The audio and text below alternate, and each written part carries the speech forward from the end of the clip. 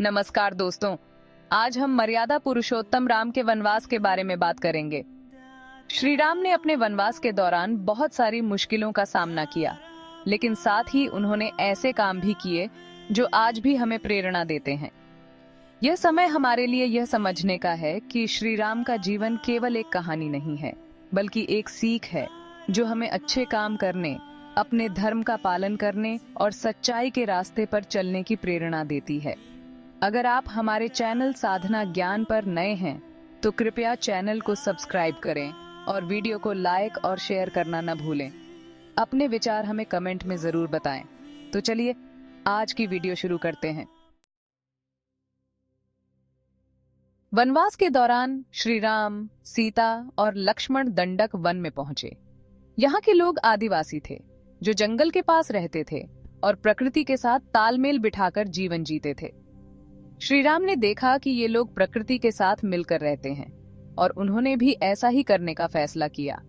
उन्होंने पर्णकुटी बनाना सीखा। पर्णकुटी पत्तों, लकड़ी और बांस से बनी एक छोटी सी झोपड़ी होती है। ये न केवल बारिश और धूप से बचाती है, बल्कि प्रकृति के करीब होने का एहसास भी कराती है। श्री राम ने खुद अपने हाथों से पर्णकुटी बनाई और दूसरों को भी यह सिखाया। उन्होंने बताया कि यह आसान जीवन जीने का, प्रकृति के साथ रहने का और जरूरत से ज्यादा सामान जमा न करने का एक तरीका है।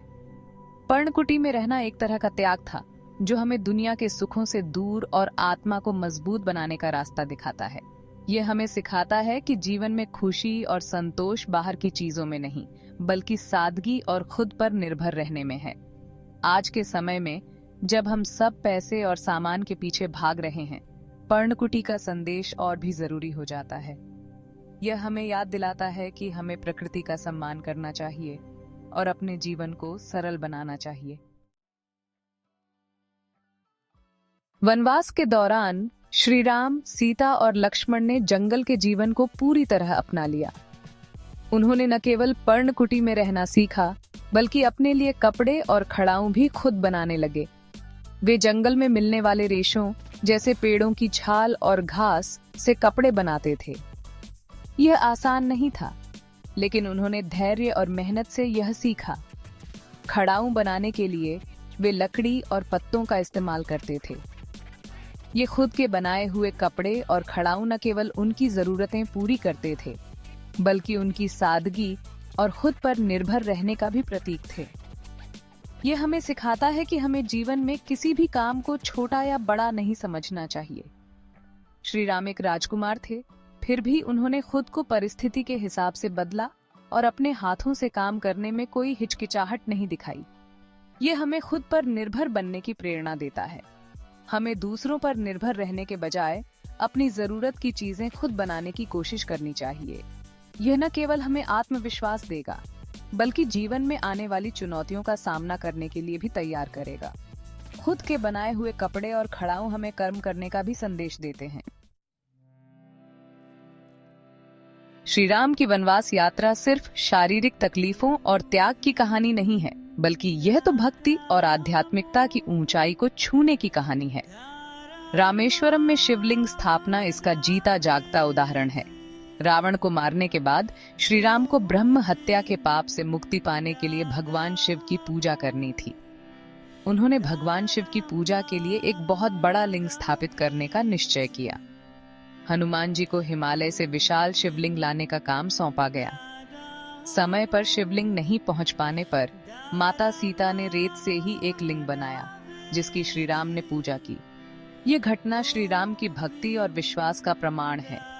यह हमें सिखाता है कि ईश्वर की पूजा के लिए किसी बड़े मंदिर या मूर्ति की जरूरत नहीं होती, बल्कि सच्ची भक्ति और निस्वार्थ भावना ही महत्वपूर्ण है। रामेश्वरम में स्थापित शिवलिंग आज भी श्री राम की भक्ति और समर्पण का प्रतीक है। यह हमें याद दिलाता है कि सच्ची भक्ति से हम किसी भी पाप से मुक्ति पा सकते हैं और ईश्वर की कृपा प्राप्त कर सकते हैं। श्री राम का वनवास काल सिर्फ अपने लिए नहीं, बल्कि दूसरों की भलाई के लिए भी था। उन्होंने वनवास के दौरान ऐसे बहुत से काम किए जो वहां रहने वाले लोगों के लिए फायदेमंद हुए। ऐसा ही एक उदाहरण है जंगल में बारिश का पानी जमा करने के लिए कुंडों का निर्माण। श्री राम ने वनवासियों को बारिश का पानी जमा करने के फायदे बताए और उन्हें कुंड बनाने का तरीका सिखाया। श्री राम खुद भी इस काम में बढ़ चढ़कर हिस्सा लेते थे। वे वनवासियों के साथ मिलकर कुंड खोदते, पत्थर उठाते और मिट्टी ढोते। इन कुंडों में बारिश का पानी जमा होता, जिसका उपयोग वनवासी और जानवर अपनी प्यास बुझाने के लिए करते। ये श्री राम की दूरदर्शिता और करुणा का प्रतीक था। उन्होंने न केवल उस समय के लिए बल्कि आने वाले समय के लिए भी पानी बचाने का रास्ता दिखाया। श्री राम का वनवास काल आध्यात्मिक उन्नति और ज्ञान पाने का समय था। चित्रकूट और नासिक में श्री राम ने गुफाओं का निर्माण करवाया। ये गुफाएं शांत और एकांत वातावरण देती थीं। श्री राम खुद भी इन गुफाओं में ध्यान करते थे। यह हमें सिखाता है कि जीवन में शांति और एकांत का महत्व है। हमें खुद के बारे में सोचने और ध्यान करने के लिए समय निकालना चाहिए। श्री राम के वनवास की सबसे मशहूर घटना है लंका पर चढ़ाई और रावण को मारना। इस काम को पूरा करने के लिए श्री राम ने एक नामुमकिन काम को मुमकिन कर दिखाया, समुद्र पर पुल का निर्माण। यह काम केवल ताकत का नहीं बल्कि अटूट इच्छा शक्ति, अटूट विश्वास और अद्भुत एकता का प्रतीक है। श्री राम ने वानर सेना की मदद से नल और नील जैसे कुशल कारीगरों के निर्देशन में बड़े बड़े पत्थरों से समुद्र पर एक पुल का निर्माण किया। यह काम नामुमकिन सा लगता था, लेकिन श्री राम के दृढ़ निश्चय और उनकी सेना के अटूट विश्वास ने इसे मुमकिन बना दिया। यह पुल निर्माण हमें सिखाता है कि अगर हम एक लक्ष्य के लिए एक साथ आ जाएं, तो कोई भी काम नामुमकिन नहीं है। यह हमें टीम वर्क, नेतृत्व और समर्पण का महत्व समझाता है। श्री राम ने इस पुल निर्माण के जरिए यह भी दिखाया कि अगर हमारे इरादे नेक हों, तो प्रकृति भी हमारी मदद करती है। समुद्र ने भी श्री राम के इस महान काम में अपना सहयोग दिया और पुल निर्माण में रुकावट नहीं डाली। यह पुल आज भी श्री राम की इच्छा शक्ति और उनकी सेना की एकता का प्रतीक है। यह हमें याद दिलाता है कि हमें कभी भी अपने लक्ष्य से पीछे नहीं हटना चाहिए और किसी भी मुश्किल को अपने रास्ते में नहीं आने देना चाहिए। यह हमें यह भी सिखाता है कि अगर हम सब मिलकर एक लक्ष्य के लिए कोशिश करें, तो हम नामुमकिन को भी मुमकिन बना सकते हैं। श्री राम का वनवास काल केवल तकलीफ सहने और त्याग करने का समय नहीं था, बल्कि यह तो कौशल सीखने और आत्मरक्षा का भी समय था। श्री राम एक कुशल योद्धा थे और उन्होंने वनवास के दौरान वनवासियों और आदिवासियों को तीर कमान बनाना और चलाना सिखाया। यह न केवल उन्हें अपनी रक्षा करने के लिए तैयार करता था, बल्कि उन्हें एकाग्रता, धैर्य और अनुशासन का पाठ भी सिखाता था। श्री राम खुद भी नियमित रूप से तीरंदाजी का अभ्यास करते थे और अपनी कला को और निखारते रहते थे। वे वनवासियों को तीर कमान बनाने की बारीकियां सिखाते, निशाना लगाने की कला सिखाते और उन्हें धैर्य और एकाग्रता का महत्व समझाते। यह हमें सिखाता है कि हमें जीवन में कभी भी सीखना नहीं छोड़ना चाहिए। हमें नए नए कौशल सीखने चाहिए और खुद को हर तरह की परिस्थिति के लिए तैयार रखना चाहिए। तीरंदाजी हमें धैर्य, एकाग्रता और अनुशासन का पाठ सिखाती है।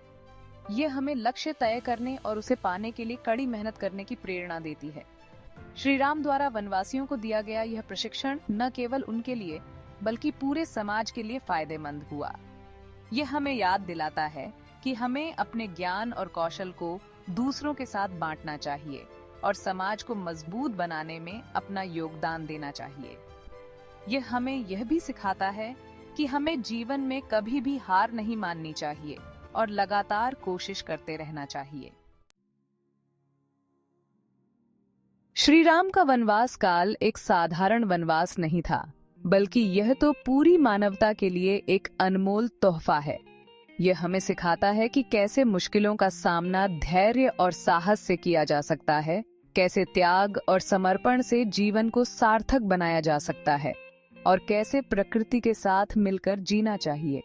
श्री राम के आदर्श आज भी उतने ही महत्वपूर्ण हैं जितने हजारों साल पहले थे। उनका जीवन हमें सिखाता है कि सच्ची ताकत गुस्से में नहीं, माफी में है। सच्चा सुख कीमती चीजों में नहीं, आत्म संतोष में है। और सच्ची जीत दूसरों को हराने में नहीं, बल्कि खुद को जीतने में है। आइए हम श्री राम के जीवन से प्रेरणा लें और अपने जीवन को अच्छे काम करने, अपने कर्तव्य निभाने और सच्चाई के रास्ते पर चलाएं।